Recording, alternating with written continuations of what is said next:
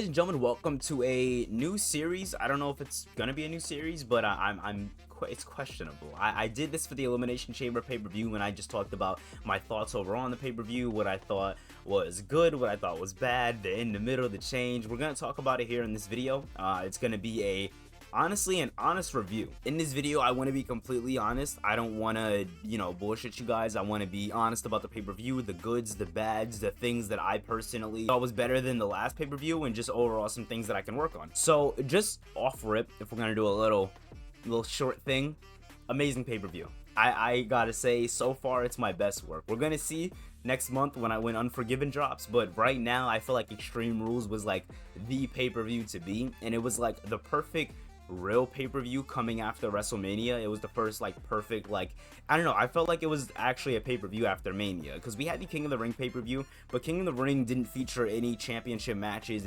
I wanted King of the Ring pay-per-view to feature just the King of the Ring. I didn't want it to feature anything else, because if you saw Cody go against Santos, which was started at the start of Universe Mode, or at the start of Season 2, right after Mania, with Kevin Owens being injured and Cody needing a new challenger, Santos Escobar stepped up and joined the main event. Gotta say, what a match that was. I was not expecting that to do as good as it did. This entire pay-per-view was CPU versus CPU, although I was controlling the end results. I want, everybody to know that. I don't want to sit here and bullshit you guys and be like, everybody who won, that's just how it happened, da-da-da-da-da. Like, no, the overall, mostly a majority of the time, 99% of the time, I do CPU versus CPU, but the end result is controlled. Not controlled with a controller, just I pick who wins and loses at the end, and that's how we have, the universe mode. But I want to go over everything in this video, so we're gonna switch over here. Welcome to the edit. Now, in this is basically the entire Extreme Rules pay-per-view and how I do it. Now, if you guys don't know, I edit all of my videos over on Filmora X, and that's just, or Filmora 12, I don't know what they're on now, but that's what I've been doing since my old channel.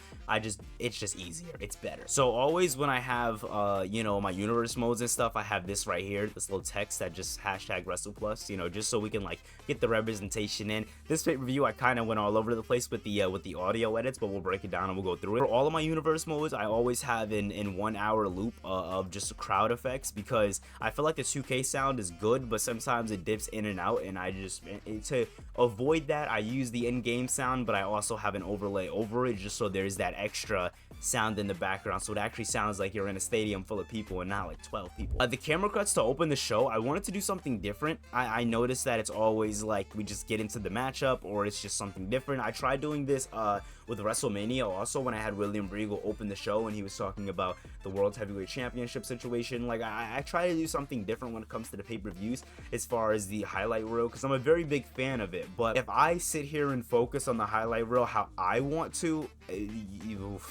man, I would have to work on episodes of universe modes 2 weeks at a time, because I would want all my matches to be custom, cutscenes and everything like that.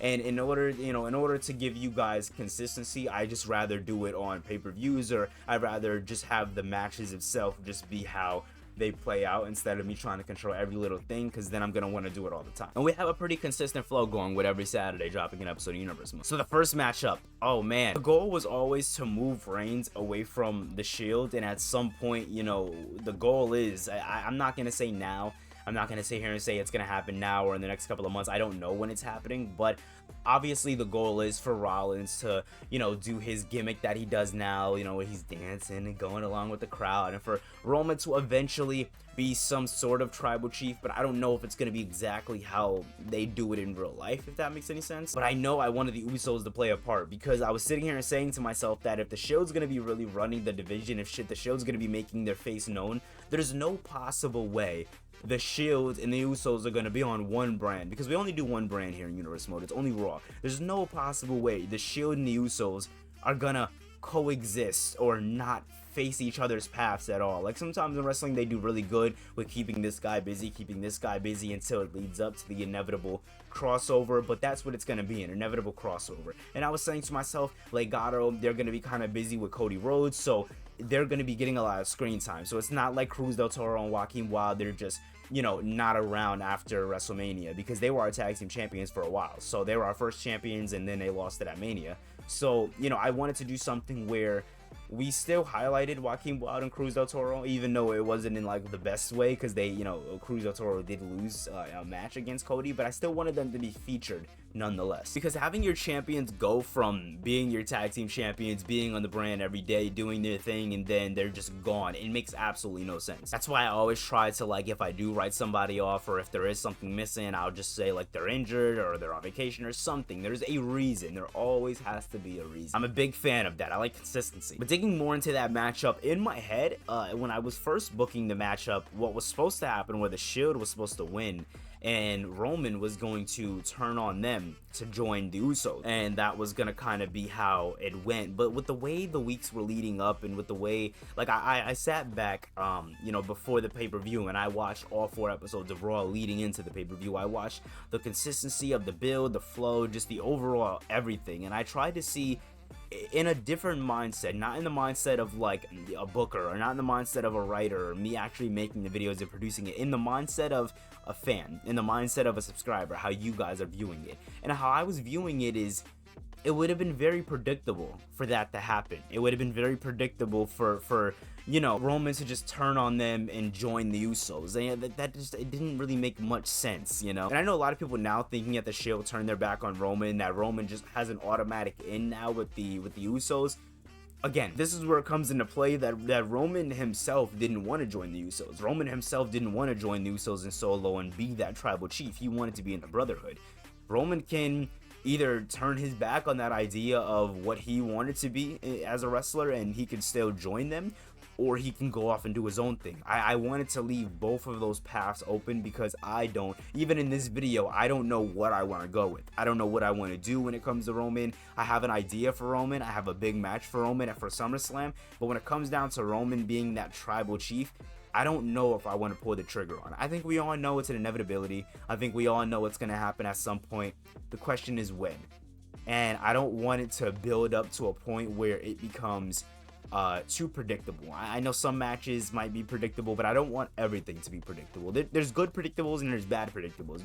Cody winning the Royal Rumble, it was predictable in real life. It was predictable, but it was a good predictable. It was like, this needs to happen. Like, there's no other way that they can go anywhere. Nobody else really not needs it, but nobody else could win it. It doesn't make any sense for anybody but Cody. So it was predictable, but it was a good predictable. And that's the kind of predictable I want to try to build in Universe Mode, where it's a predictable, but it's a good predictable. I feel like some things didn't really happen the way it was supposed to in that matchup, especially with Jay being like caught up in the ropes. That definitely bothered me, but that right there was like the best version of that matchup, because I recorded that matchup a couple of times when I was recording the pay-per-view, and that version of the match was better for the idea that I was kind of going with. And what the idea that I was going with was to make the Shield look strong, but show their weakness in the match, show their flaw in the match. And I feel like they did good, but Moxley and Rollins didn't use that teamwork. I wanted Rollins to be the last person in the ring. I wanted that guilt to fall on Rollins,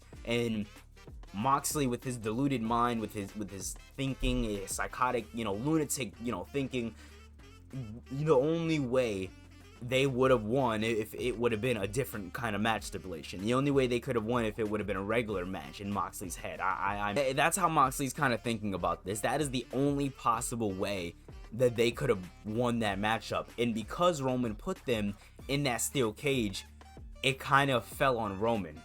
And that's where Moxley's mind is. And obviously, me looking at it, you looking at it, they lost because they lost. They lost because they didn't get the job done. That's just how it is. But it fell on Rollins. It fell on Moxley.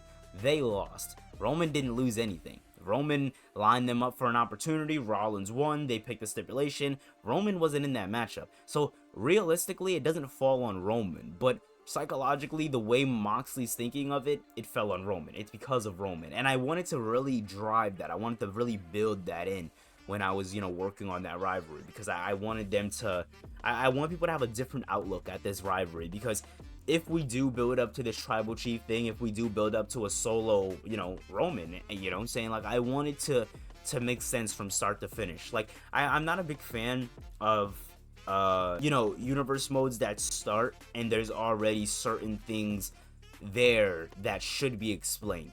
Like, if you have Roman Reigns in your universe mode, if you're starting him in universe mode, this isn't a knock to anybody else. This is just me, how I want to think about it. If I'm doing that, I don't want to sit here and have Roman Reigns episode 1 season 1 of universe mode come out as the tribal chief. There would have been no room for Kevin Owens being champion. There would have been no room for Cody Rhodes to be champion. There would have been no room for Legado to win the tag team championships. With Solo around, there would have been no room for any intercontinental champions. The only way to make the bloodline really look strong is for them to take over.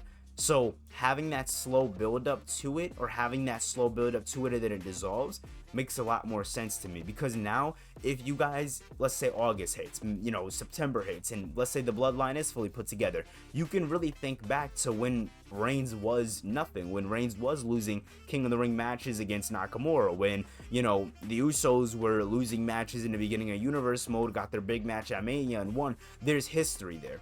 There needed to be history there. That was my big thing with universe mode. That's my big thing with creating content overall. I want there to be a rich history behind the actual universe mode itself, and I want it to be memorable for you guys. But yeah, that's my mindset going into that matchup.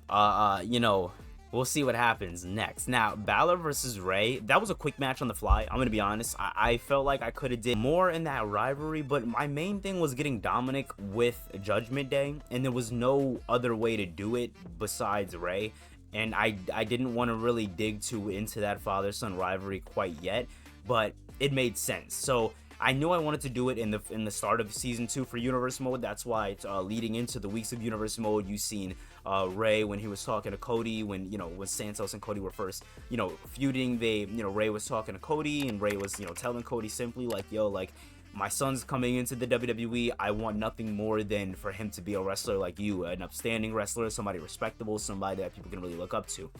That right there planted the seeds of what Rey wanted for his son. We never got Dominic in universe mode. We never got his side of what he wants, and what he wants as a career path. We just got what Rey wanted for him, and that falls into play with a lot of real life stuff too, where parents, and teachers, and a lot of people have an idea on what you should be, but they never ask you what you want to be. And a lot of times that splits into bad decisions and bad behaviors, and that's where the Judgment Day come in, and that's where Damian Priest was kind of looking for a new member, and Finn told him, check out Dominic. That is a guy who, he's a Mysterio, first of all, and he seems a little lost. He seems like he needs to find his way, and we can help him do that. We can bring judgment to him, and I feel like it's working so far. There's a lot of kinks and stuff that could be worked out, and they will be in the next couple of weeks. You're not just gonna see it. I'm gonna let you guys know, you're not gonna see a Dominic versus Rey match for a while.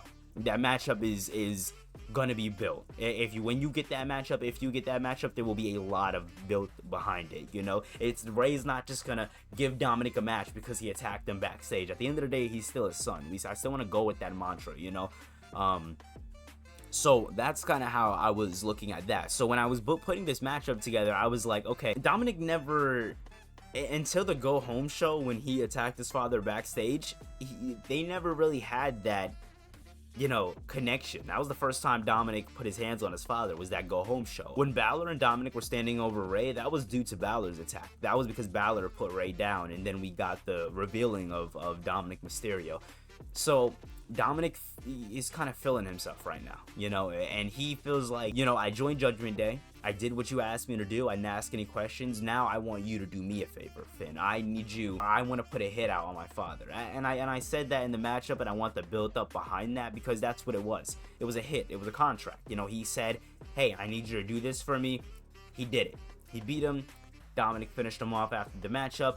At that point, Dominic now is moving on with the Judgment Day and with the Judgment Day agenda. And, in 2 months' time, when Balor does get his championship match against Cody Rhodes, that's going to play a factor with, not only the number games being against Cody Rhodes, or if Cody's still champion, because we have one more pay-per-view to get to. And I don't know who I want to win, so I don't know. But if it is Cody, that'll be a good match. Balor versus Cody will be a good match. Balor versus a lot of people will be a good match. I mean, hey, Balor's a pillar, dude. So like Balor, I feel like a lot of people always thought like I was circling my universe mode around Balor. I seen a comment with a lot of people, or some people saying that like low-key like a superstar mode for Finn Balor, and I noticed that, and that's why towards the Go Home show and stuff, you didn't really see Balor featured too much. Balor's a pillar.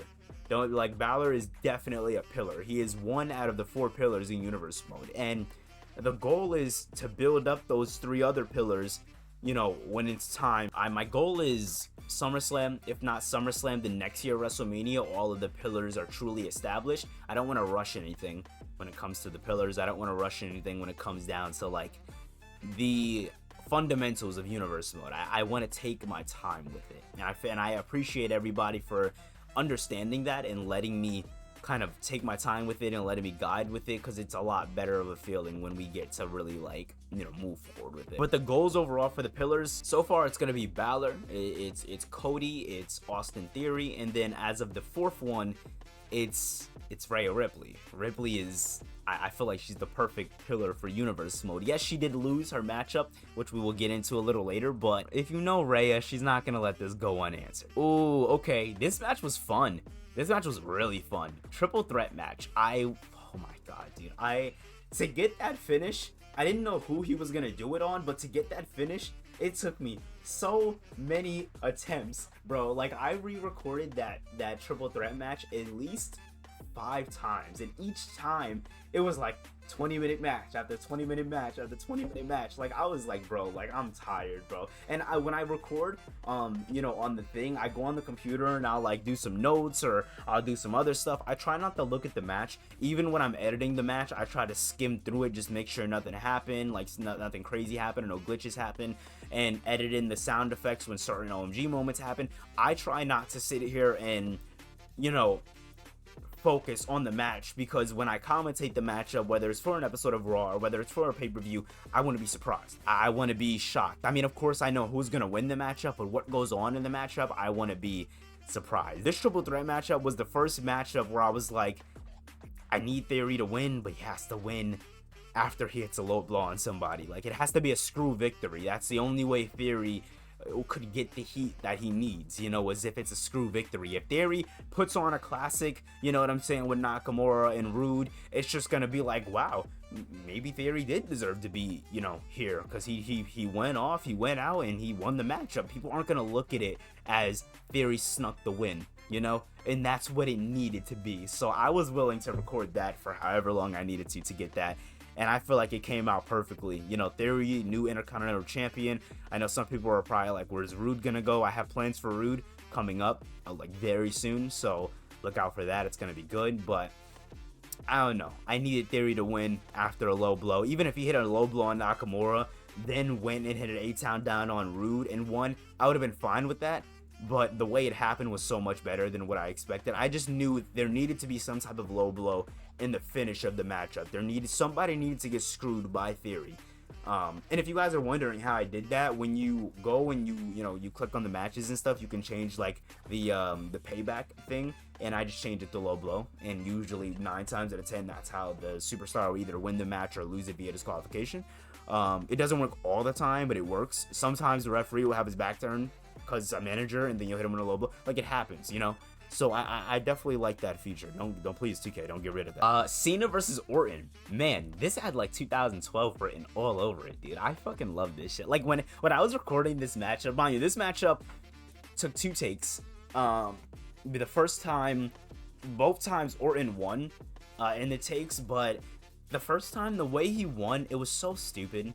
It was so dumb. Like, the table was set up against the ropes, and Cena hit a shoulder tackle on Orton, and then as he went off of the second rope, he hit the table, and Orton won. But that didn't make sense, because come on, like these guys beating the shit out of each other. Orton calls Cena the king of the ring. That's how Cena loses the match. Really? It didn't make sense, you know what I'm saying? So I needed to make sure that it made sense in some type of way. So I'm happy that it kind of did, you know. I'm definitely happy that it kind of did, and I'm happy Orton won. He promised Cena he was gonna put his ass to a table, and he lifted him up over his shoulders. Did just that. Now the after effect of Cena getting powerbombed through the steps, that I needed that to take place. I needed Orton to really show that those Viper tendencies. I also seen somebody comment, if you were watching this video, I did see your comment. I also responded to the comment, and they said, you know, with Orton beating Cena, does that put him at the number 2 contender spot? Now, I would have argued that Cena was number 2 or 3, but then Cena got the opportunity against Cody Rhodes, kind of jumped the ladder a little bit, and he ended up getting and then he ended up getting that opportunity before the matchup at Extreme Rules. So at that point, with Orton beating him, I said in a comment, and what I would like to say is Orton is the second contender. I would say the number one contender will still be Finn Balor until SummerSlam, because he's kind of owed a shot. That was the point of the King of the Ring. It was the winner gets a SummerSlam match. So I don't know. I'm very curious to how that's gonna go, because obviously, like, anybody would want Cody versus Balor, but I don't know. There's so much that can be done. We could see a former WWE champion come back. It could be him versus Balor. They could run it back for the third time. I don't know. Anything can happen. That's the great part about Universe Mode, and it's just fun. It's super fun. But yeah, Orton winning that matchup needed to happen to put him in a higher contender spot as far as matches go, as far as just overall. I needed Orton to look strong. Cena needs a win. I don't know when he's gonna get it, but he needs a win, even if it's on an episode of Raw, because he's lost a lot of matches. He lost his matchup before the pay-per-view. He lost his matchup during the pay-per-view. The last time he wrestled was King of the Ring, and he lost that matchup. He did get a good stem of matches winning in the tournament, but he has lost his last couple of them. So Cena's not really looking too good right now in Universe Mode, but he's John Cena. He can lose however many matches he wants, and he's still gonna be John Cena. Like, you're still gonna get hyped if he goes against Edge or Brock Lesnar. You know what I'm saying? Like, he's John Cena. So it's like I wasn't too worried about it, but Cena kind of established himself at Mania. He did lose against Balor, but he established himself pretty greatly actually at Mania. And at the King of the Ring, they had a great match. And also Cena versus Styles, I feel like Cena really established himself in that match too. So Cena's established in Universe Mode, I say. Orton isn't really established. Orton had a great showcase in round 1 when he went against Rey Mysterio, but then ended up losing, in the King of the Ring tournament. So Orton wasn't really established yet. Orton kind of was forgotten down the wheelbarrow, so I needed Orton to kind of get his. Ooh, okay. Man, this was fun. This match was fun.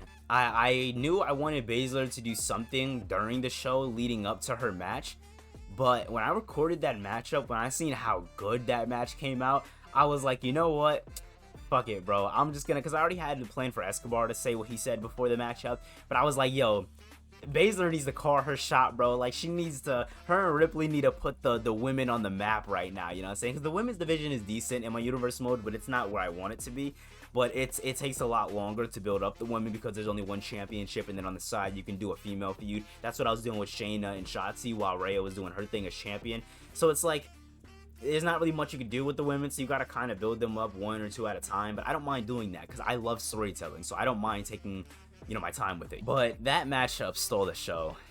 Cody and Santos did good, but that matchup was that match, dude. I'm not gonna lie. I'm so proud of that matchup. Just like the brutality in that matchup, the ominous darkness by Rhea. I mean, okay, so here's the thing. Rhea was supposed to win that match. The day I recorded that, I don't know what it was, but seeing Shayna's performance made me change it. And I already had, so when I do matches, even if I know like okay, it's Cody versus Escobar, I think we all knew Cody was gonna win. It's good seeing Escobar get put on the map. It's good seeing Escobar get match he got. I feel like Escobar is definitely a star was made that night. Extreme Rules, a star was definitely made in Santos Escobar. If you didn't take him serious before, you definitely should take him serious now. He's no joke. I think everybody kind of knew he was gonna lose the matchup, but what I do when I do Universe Mode is I book 2 lanes for everybody, because today I may say I want the Usos to win, but tomorrow I can say I want the Shield to win. I booked into the Unforgiving pay-per-view with in mind of the Usos being champion, and on a separate draft how it could look with the Shield being champion. I did the same thing for Shayna and Ripley, and I didn't do too much with Shayna because I knew I wanted her to look strong coming out of that matchup, but I knew she probably couldn't win because Rhea did just win the title at Mania.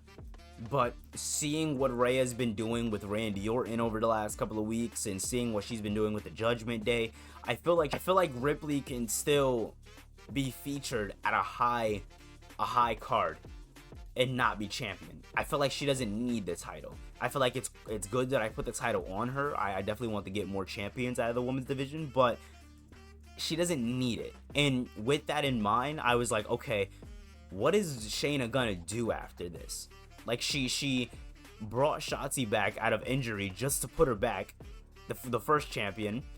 She's ran through everybody else. Like, what could Shayna do if she loses to Ripley versus what Ripley can do if she loses to Shayna? And with that in mind, I see a way better women's division coming out with Baszler being the head of it. I see Ripley getting her chance at championship gold again in the future, but at this point in time, she really doesn't need it. She can do anything with the Judgment Day, and it's gonna look good on Rhea Ripley. That's the great part about her being with Judgment Day. So it's like, I'm not really too stressed about Rhea Ripley losing the title, but I know you guys aren't expecting it. And that right there was like icing on the cake, bro, because it was like Shayna winning, dominant champion. I know what they're doing in real life with Shayna isn't really like good. When you look at my Shayna, think of Black and Gold Shayna, because that's the Shayna I work off of. I don't work off of what they've been giving us over the last couple of years, what they've been doing with Shayna. But she has some heat cooking up, and I want to make sure in the matchup, it wasn't like Shayna won, but the match was lackluster. Like, after that matchup, you know why Shayna won. After that matchup, you know why Rhea could have won. Those two women beat the shit out of each other in that matchup. That was a brawl. Like, that was a hoss fight. That was incredible. Like, I was not expecting the matchup to do as good as it did. It did what I can only imagine it can do. And then literally, it's only what I can ever imagine. I never thought I'd be able to get that outcome in a 2K game. And the fact that it happened is amazing. Main event time. This is when Santos, he cut a promo going into the matchup. He was talking to Joaquin Wilde, and he was telling Wilde, and Del Toro was behind him, but I didn't get it. But he was talking to Legado, and he was basically like, yo, I gotta do this myself tonight. Tonight we do this for Legado. Tonight we do this for Mexico's finest. Tonight we do this for the LWO. And that night is when the Latino World Order was formed. Is when Legado went from Legado to the LWO. And that right there was gonna be the big statement piece coming into this. That right there was gonna be the big thing. Kind of built upon this matchup. Like, okay, Santos is taking this serious. Like, it's not like it's a gimmick change, but it's not Legado, it's LW. I don't know if that makes any sense. Like, I don't know. It's just a more serious Santos. Like, he came ready for a fight. He didn't come in his shorts and no shirt. He came repping the LWO merch. He came in his wrestling his wrestling tights and his boots, and he came for Extreme Rules. You know what I'm saying? He didn't come for the WWE Championship only. He came to really hurt Cody Rhodes. He came to put himself on the map. That's what he did in this matchup. This matchup had a lot of build, like a lot of greatness behind it. And dude, Cody, first of all, whoever made this Cody attire for Extreme, like the one I used in Extreme Rules, thank you, because that shit is beautiful. It took a while for me to find like the whoa, like it took a while for me to find like that clip by itself and cut out the music so I can just get that. So when I did it in universe mode, it was kind of like it was a big pop, you know. And I knew I wanted to do something different in this matchup. I knew these guys were gonna do good as far as like tearing the house down and shit, but I was like, okay, after the matchup, what's next? Because what's really next for Cody? Like if Cody just won the matchup with Escobar and he, you know, goes into Raw this Saturday and he does this thing, like what's really next for Cody? Because the only thing Cody has in mind right now after Escobar was Finn Balor. That's where his attention turned to, was SummerSlam. That's the only person he could really look at. And coming out of the pay-per-view, we could have seen a number of superstars step up to Cody, and we still could. Going into the Unforgiving pay-per-view, we could have seen Randy Orton come out, and after he beat Cena, he's taking his claim at the World Championship. That was definitely an idea. It was actually, funny enough, it was an idea for Solo to come out. And stake his claim at Cody going into Unforgiven, but I don't think Solo's ready for that yet, at least in my universe mode. I wanted to do something where AJ Styles came out, but I felt like after the King of the Ring pay-per-view, Styles doesn't really have the momentum he needs going into it, and with Styles and Rhodes' history in the Bullet Club, if I do that rivalry, there's gonna be like, we're gonna dig into that, you know what I'm saying? Like, it's not just gonna be AJ Styles, the phenomenal one, versus the American Nightmare Cody. Like, no, we're digging into the roots, we're digging into that history, you know what I'm saying, that BC history, you know, and it needs to make sense. And I feel like if Styles and Cody do feud, whether it's for the title or not, it can't be a one-off, you know. And I feel like Santos wasn't really a one-off because their feud spanned for like 2 months, but it also wasn't a feud that you can look at and say like, okay, Santos not only is winning, but Santos is going into SummerSlam to face Finn Balor. Like, Santos didn't really have that. I don't know. I feel like he had enough heat, but he didn't have enough momentum behind him, you know. And I feel like I definitely could have did better with that, building up momentum for Santos, putting Santos in more matches, stuff like that. Like when I put Santos against Rey Mysterio, Mysterio lost his King of the Ring matchup, but he looked really good a couple of weeks prior against Randy Orton. So Santos kind of going against Ray was kind of like the big thing, you know. Santos telling Ray like, yo, like, you were once known as like the top luchador, and I'm here to take that spot. I'm here to prove that I'm the top luchador. That, you know, Santos's big thing was building up to the LWO, building up to Legado, or building the Legado del Fantasma's name around not just the tag team championships, because coming out of WrestleMania, all Legado was known for was the tag team championships. Like, Legado had a little feud with the Hurt Business. Santos had his first pay-per-view matchup at Elimination Chamber against Bobby Lashley, and he lost that matchup, but he wasn't really established, he wasn't really built. But Legado built it up, you know, with Santos coming out. And this is the same thing with Rhea. Like, it's the momentum that your teammates have that carries with you. And I wanted him to do that I wanted Legado to do that for Santos before I really pushed Santos, because I had Santos and Cody in mind since season 1. Not the beginning of season 1, but a little before WrestleMania. I was like, all right, Cody's beating Owens.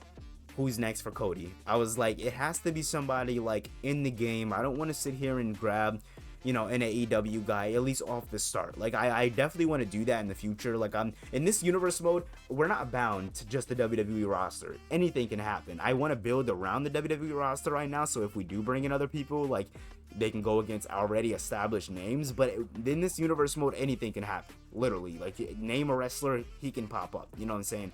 Obviously, if he's not dead, or I try to shy away from wrestlers who have a lot of controversy around them. Like, for example, I wanted to do, originally my plans for WrestleMania was Legado del Fantasma versus the Hardys.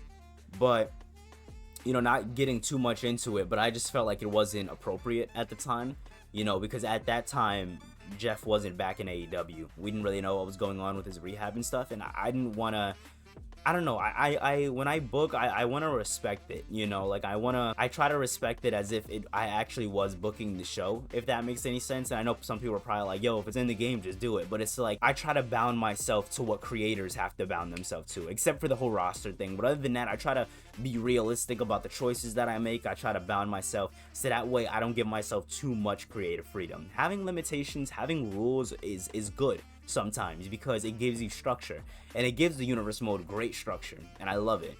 So that was the plan for them Mania, but then I didn't do it. But now I feel like the door is a lot more open for a potential Hardys to come in. I'm not saying it's gonna happen anytime soon, but the door is open now because, you know, Hardy came back, everything's good.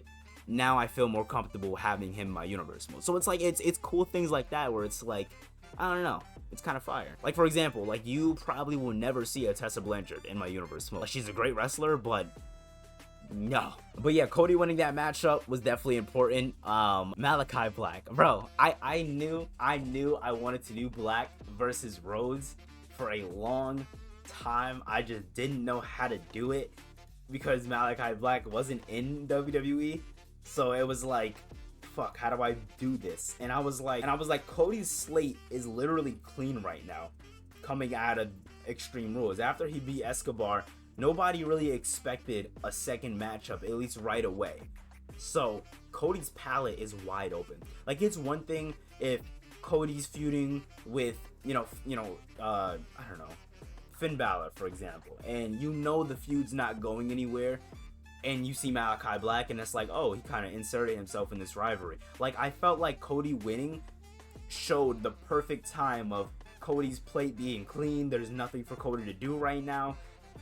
Boom, new challenger. That's where that came in. And I have big plans for Malachi Black. I'm not going to get too big into it, but him and Cody are definitely going to have an interesting rivalry. Malachi is going to build the foundation of horror. I want to build around a lot of horror in universe mode because I like that dark, ominous scariness, but I don't know how I would do booking it. So I'm very interested to see how I would do it, you know? Like, I don't know how I would do it. I'm still booking going into Unforgiven, so I don't know. I changed a lot of things because of the reaction for Extreme Rules. A lot of times, the reaction you guys give me after Extreme Rules. So I'm gonna let you guys know, everything's booked months ahead of time. Like, I already have SummerSlam match cards laid out, but let's say on an episode of Raw, Joaquin Wilde goes against LA Knight, and if LA Knight gets a lot of, like, praise in that matchup, and people in the comments in the chat are like, yo, I want to see more of him, best believe you will see more of him. Like, this universe mode has a plan, it has structure, but it's also based off of you guys. So you guys having those opinions on Cody, you guys hyping up Cody and hyping up Balor is the only reason why Balor even got a match going into this pay-per-view. I wanted to give Balor a match against Ray, but I wasn't going to do it at Extreme Rules. But with the praise of that people like of Balor, I was like, okay, I'm not gonna have Balor miss a pay-per-view, especially with him being a pillar and whatnot. I don't want to have him miss a pay-per-view. So boom, we're gonna put him on the pay-per-view. You know what I'm saying? It's a last-minute slap, but we can make it work, and it makes sense. You know, so you just know when you guys comment on these videos, when you guys comment on universe mode videos and talk about certain superstars being pushed, they're in the back of my mind for sure. I posted a couple of months ago. This Twitter account was like feuds that would cook, and it was LA Knight and AJ Styles, and I posted that, and I was telling people like, yo, don't let me cook, like, don't let me do this. People liked it. That's coming. I can't say when, but it's coming. That like, because you guys want it, it's gonna come. But when it comes, it'll make sense, you know, because you're not looking at the LA Knight you look at on SmackDown every week. You're looking at a different LA Knight, the LA Knight that's in the universe mode. When you look at Styles, you're not gonna think former WWE champion, Intercontinental champion, United States champion. You're not gonna look at that Styles. You're gonna look at Styles in my universe mode. You know, he did his thing for a little bit in the King of the Ring. Overall, decent wrestler. He went against Cody 2 weeks ago. That was a good matchup. When you look at Styles in my universe mode, when you look at stars in my universe mode, I want them to be correlated with their own history in the universe mode already. I don't want them to be correlated with real life. So it'll happen.